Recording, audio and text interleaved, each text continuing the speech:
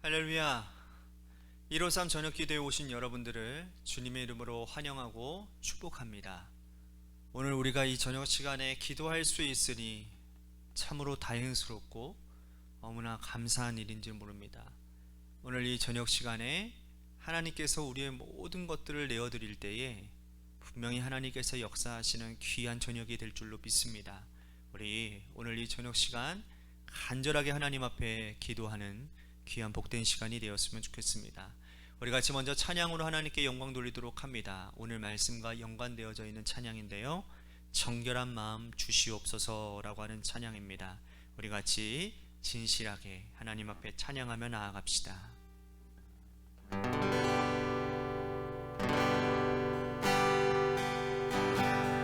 정결한 마음 주시옵소서.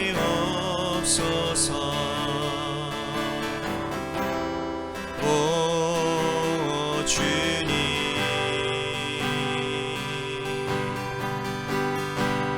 정직한 영을 새롭게 하소서.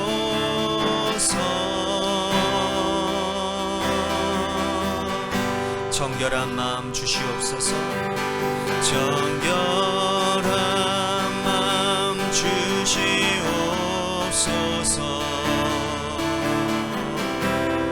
오 주님,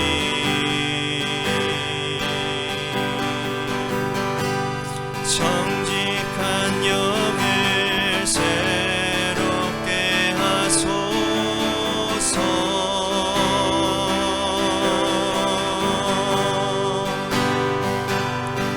나를 주님 앞에서 멀리하지 마시고 주의 성령을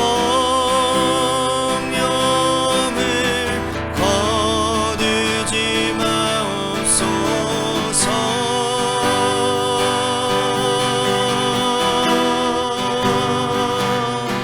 그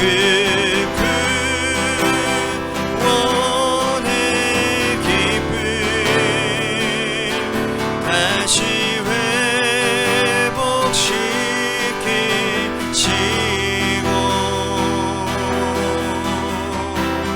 변치 않는 맘 내 안에 주소서.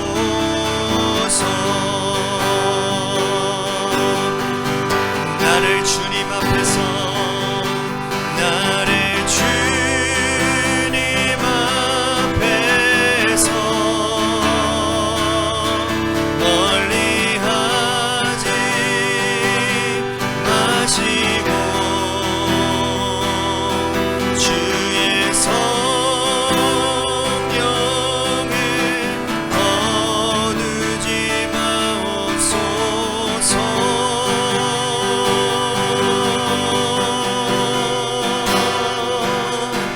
그 구원의 기쁨 다시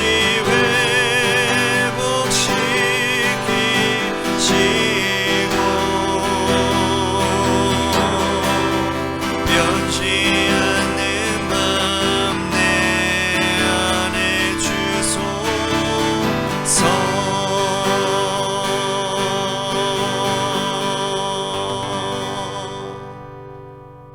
기도하겠습니다. 사랑과 은혜가 풍성하신 주님, 우리들의 삶에 하나님께서 귀하게 쓰실 그릇으로 하나님 우리들이 살아가야 될 텐데, 우리들이 자꾸 하나님 나의 형편, 나의 스펙, 나의 환경들을 바라보며 하나님 앞에 원망불평할 때가 얼마나 많은지 모릅니다. 나의 존재 자체로도 하나님께서는 얼마든지 일하실 수 있는데 우리는 자꾸 하나님의 뜻과 하나님이 바라시는 것을 자꾸 넘어서려고 하는 하나님 교만함이 있습니다.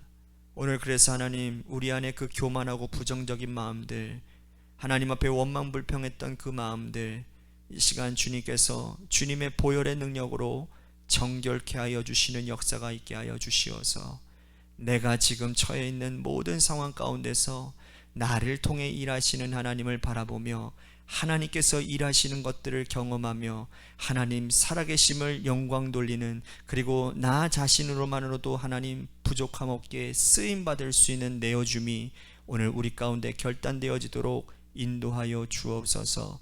사랑이 많으신 예수님 이름 받들어 간절히 축복하며 기도하옵나이다. 아멘. 오늘 이 저녁 시간에 하나님이 우리에게 주신 말씀 보도록 합니다. 로마서 9장 19절 말씀부터 24절 말씀까지 보겠습니다. 로마서 9장 19절에서 24절 말씀입니다. 우리 같이 한 목소리로 다 함께 봉독하도록 하겠습니다. 시작. 혹 내가 내게 말하기를 그러면 하나님이 어찌하여 허물하시느냐, 누가 그 뜻을 대적하느냐 하리니, 이 사람아 내가 누구이기에 감히 하나님께 반문하느냐, 지음을 받은 물건이 지은 자에게 어찌 나를 이같이 만들었느냐 말하겠느냐. 토기장이가 지는 한 덩이로 하나는 귀 있을 그릇을 하나는 천 있을 그릇을 만들 권한이 없느냐.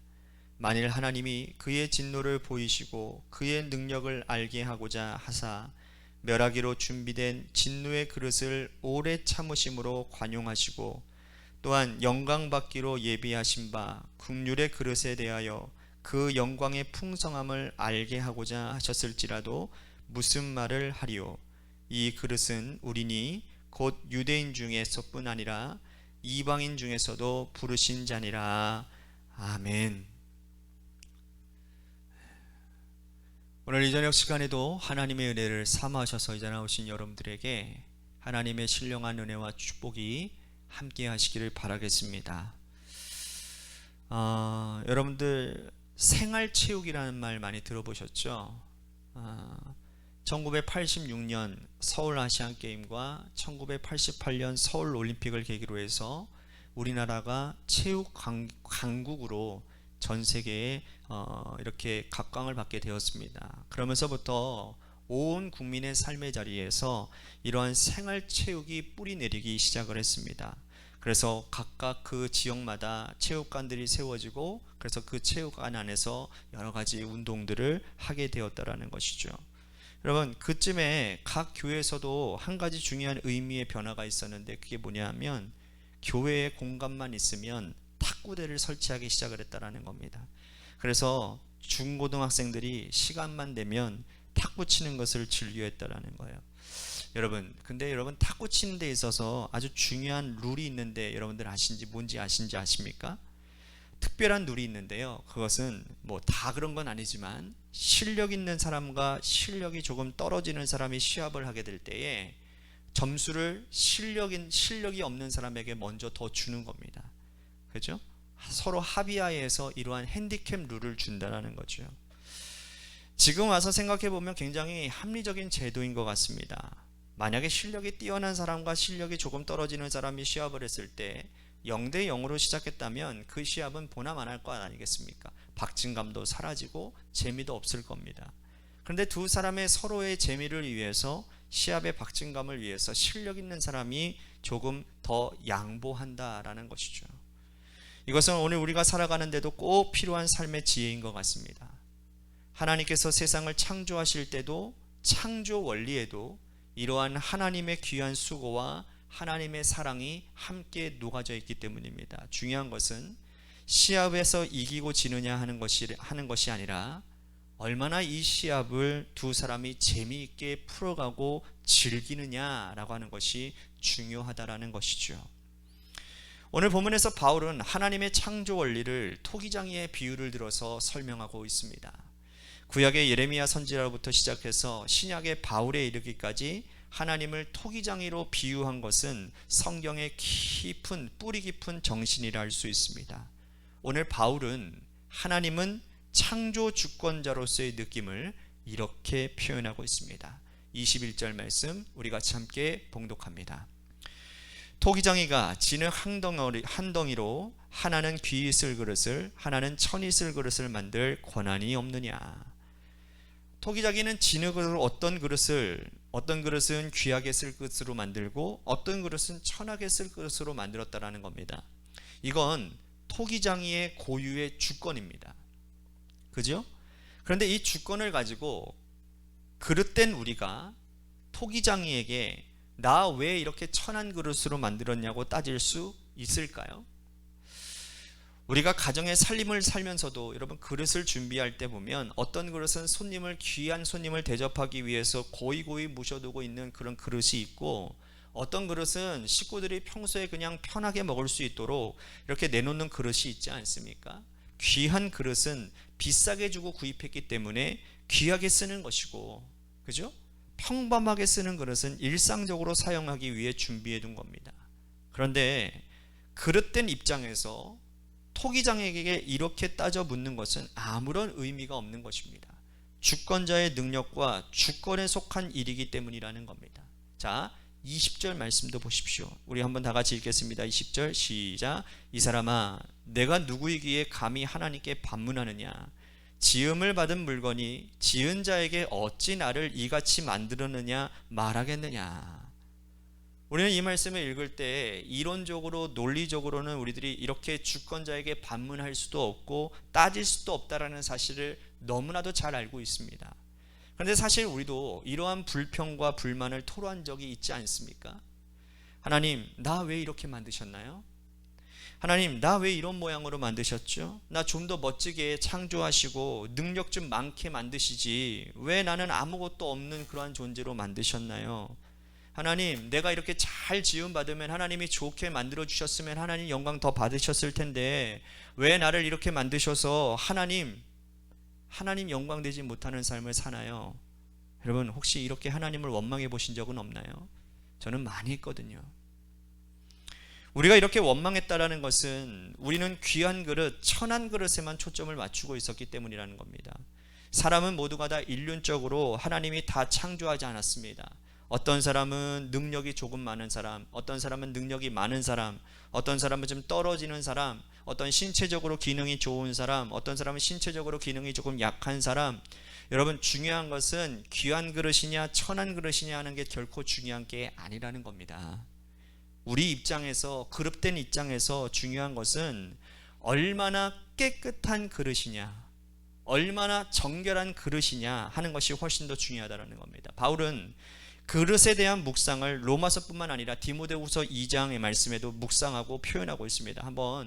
같이 한번 읽어볼까요? 디모데후서 2장 20절과 21절 말씀 다 같이 한번 읽어봅시다. 시작. 큰 집에는 금그릇과 은그릇뿐 아니라 나무그릇과 질그릇도 있어 귀하게 쓰는 것도 있고 천하게 쓰는 것도 있나니, 그러므로 누구든지 이러한 것에서 자기를 깨끗하게 하면 귀히 쓰는 그릇이 되어 거룩하고 주인의 쓰심에 합당하며 모든 선한 일에 준비함이 되리라. 이 말씀의 중요한 건 뭡니까? 깨끗한 그릇 그리고 준비함이 되리라 라는 말씀이에요. 창조주는 귀한 그릇 그리고 천한 그릇을 만들 주권이 있는 겁니다.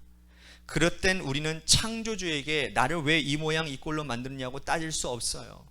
이것은 창조주의 주권입니다. 하지만 그릇된 우리가 스스로 할 수 있는 일이 있습니다. 그건 나의 그릇을 깨끗하게 닦아서 준비해서 주님의 손에 들려 쓰임받는 일이라는 겁니다. 여러분들은 얼마나 깨끗한 그릇입니까? 이제 우리 스스로에게 한번 질문을 던져봐야 되지 않을까요? 나는 귀한 그릇이냐 천한 그릇이냐 이 질문이 아니라 나는 얼마나 잘 준비되어지고 얼마나 깨끗한 그릇이 되어 주님께 쓰임받고 있느냐라는 겁니다. 귀하고 천한 그릇에 대해서는 우리가 지금 할 수 있는 것은 아무것도 없지 않습니까? 그런데 그걸 붙들고 원망하고 불평하는 것은 시간 낭비일 뿐이라는 겁니다. 그런 것 같아요. 내가 있는 스펙을 가지고 여러분 뭔가를 해보려고 합니까? 죄송한 얘기지만 주님의 사역은 그렇게 안 됩니다.